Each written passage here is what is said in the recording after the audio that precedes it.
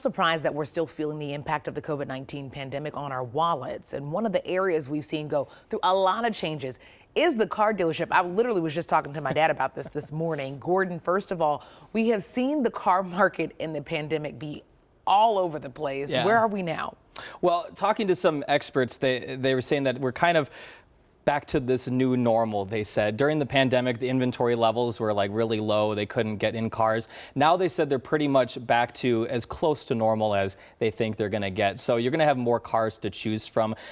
So you're going to be able to go in and maybe find the car you want, the color you want. Whereas before, if you didn't like yellow, you kind of had to take yellow. There's a little bit more choice out there, which is always good for consumers. So at least that's kind of helping. The prices are a different story, though. Okay, so let's talk about the prices, because that's still the sticker shock for me. What were you able to find? Well, one thing that we learned was that with electric vehicles, you might actually find a pretty good deal with electric vehicles, because some of the industry experts were telling us that there are these kind of quotas or rules that a lot of the dealerships have to have. They have to have so many EVs on their lot because of government regulations. But the demand for those vehicles hasn't kept up with some of those rules. And so some of these dealerships might be motivated to try to get them off their lot so they can get in some of the other cars. And so you might find some good deals out there depending on how long that car's been on the lot and what the car dealership is wanting to do with it. I love these conversations because, you know, what I like to say, if it's a discount, we can work it out.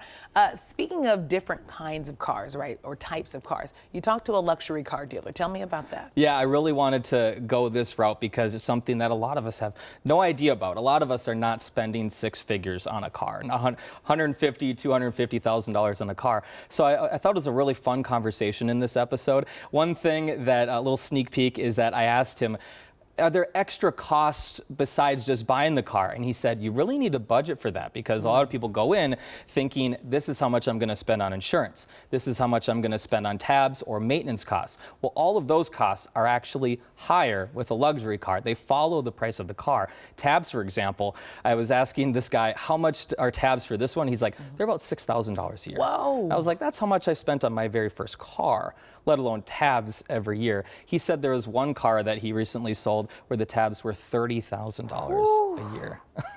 I mean, it just hurts my soul. But listen, it sounds like we need to definitely plan, and that's exactly what you can do if you check out this week's episode of Your Money. And it's on special location this week too, which is always fun to see, and it's available at KARE 11 Plus right now.